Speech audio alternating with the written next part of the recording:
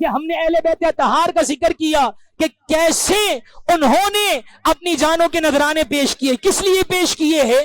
نانا کے دین کے لیے ہے، اسلام کو بچانے کے لیے، نماز کو بچانے کے لیے، زکوٰۃ کو بچانے کے لیے، حج کو بچانے کے لیے. لیکن آج امام حسین سے محبت کرنے والا، امام حسین سے محبت کا دم بھرنے والا آج سمجھتا ہے کہ بس کیا ہے، حسینیت نام اس چیز کا ہے کہ لنگر پکاؤ، کھچڑا پکاؤ اور بس جا کر سو جاؤ. اس چیز کا نام ہے حسینیت. نہیں میرے محترم اور پیارے بھائیوں، اگر امام حسین چاہتے، ہمیں تو یہ یقین ہے کہ وہ گھرانہ ایسا نہیں کر سکتا تھا. سمجھانے کے لیے عرض کر رہا ہوں، امام حسین چاہتے تو حکومت مل جاتی، امام حسین چاہتے پیسہ مل جاتا. کس کے لیے سب قربانی دی؟ میرے اور آپ کے لیے، نانا کی امت کے لیے قربانی دی. لیکن نانا کی امت کیا کر رہی ہے؟ پیارے آقا کی امت کیا کر رہی ہے؟ ماتم میں مضطرب ہے. جی ہاں میرے محترم اور پیارے بھائیو، ہمارے لوگ جی ہاں سنی کہلانے والے، کتنوں کو تو میں نے واٹس ایپ پر خود منع کیا کہ یار تم اسٹیٹس پر لگا کر کیا پتہ بتا رہے ہو؟ یہ نوحے لگانا، یہ کالے کپڑے پہننا، یہ یزیدیت والے کام ہیں. خاص طور پر ان دنوں کے اندر نبی پاک صلی اللہ تعالی علیہ وسلم نے اس سے منع فرمایا. نوحے وغیرہ سے دو آوازوں پر نبی پاک صلی اللہ علیہ وسلم نے لعنت فرمائی ہے. ایک وہ جو خوشی میں بجایا جائے اور ایک وہ جو غم میں بجایا جائے. ایسی آوازوں پر نبی پاک نے لعنت فرمائی ہے. آج ہم مسلمان اہل بیت سے محبت کا دم بھرنے والے، سرکار کا کلمہ پڑھنے والے، امام حسین کی محبت کو اپنے دل میں اجاگر کرنے والے، اپنے موبائلوں میں نوحے لگائے ہوئے ہوتے. کیوں؟ وہ کہتے ہیں دل کو بہلانے کے لیے خیال اچھا ہے غالب ہے. بھائی یہ حسینیت ہے. دم دم دم سنتے رہو، بس یہ حسینیت ہے. میرے محترم اور پیارے بھائیوں، ہم کس ڈگر پر جا رہے ہیں؟ امام حسین نے ہمیں یہ نہیں سکھایا. امام حسین کا سر سجدے میں تھا اور کیا ہے، وہ سبحان ربی الاعلیٰ کہہ رہا تھا. امام حسین ہمیں یہ درس دے کر جا رہے ہیں. امام حسین یہ کہہ کر جا رہے ہیں کہ گھر لٹتا ہے تو لٹ جائے، مال جاتا ہے تو چلا جائے، لیکن آقا کی امت کو آنچ نہیں آنی چاہیے، آقا کی امت پر کوئی حرف نہیں آنا چاہیے.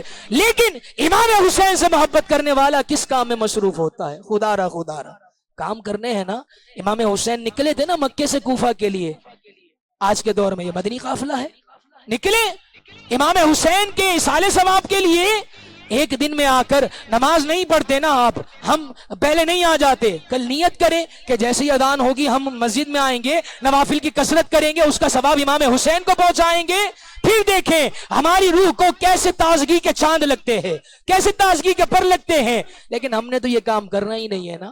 اس میں کیا ہے، ہمارے دل کو چس نہیں ملے گی. چس کہاں ملتی ہے؟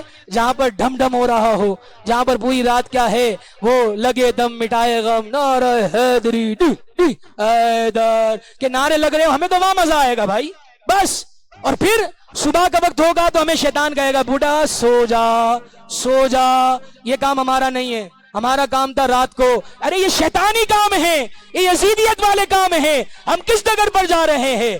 ہم امام حسین کی صف میں شامل ہیں. حسینیت نے تو اپنے سر کو کٹایا تھا اور نماز کو بچایا تھا. اپنے سر کو کٹا کر اسلام کو بلندی عطا فرمائی تھی. تو میرے محترم اور پیارے بھائیوں، یہ واقعہ کربلا ہمیں درس دیتا ہے کہ خدا را دین اسلام کی طرف آ جاؤ، دین اسلام کی طرف آ جاؤ. اسی میں بقا ہے. کیونکہ ابھی آپ نے سنا نا شعر کے اندر کہ دین درس و ملت کی ہے آبرو، جو خاک کربلا پہ پڑھایا حسین نے.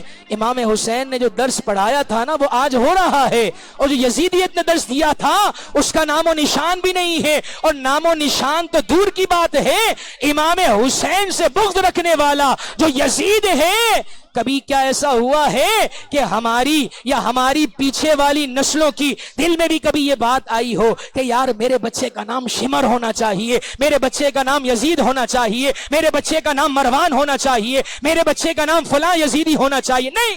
کیوں نہیں؟ کیونکہ ہمارے دل کو، ہمارے دماغ کو یہ پتا گئے کہ یہ کیا ہے، دشمن صحابہ ہے، یہ دشمن حسین ہے. اس سے ہمارا کیا کام؟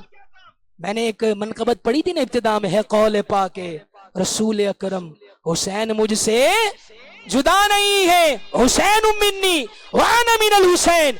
और फिर आगे क्या फरमाया, जो इब्न हैदर यानी इमाम हुसैन और उनके जो बेटे हैं जो इब्न हैदर से बुग़्ज़ रखे, हमारा वो बाखुदा नहीं है, हमारा उससे रिश्ता कैसे हो सकता है? अरे हमारा तो उससे बाइकाट होगा, हमारा कोई रिश्ता नहीं हो सकता। कि खूनी रिश्ता बाद में होता है, इस्लामी रिश्ता पहले होता है।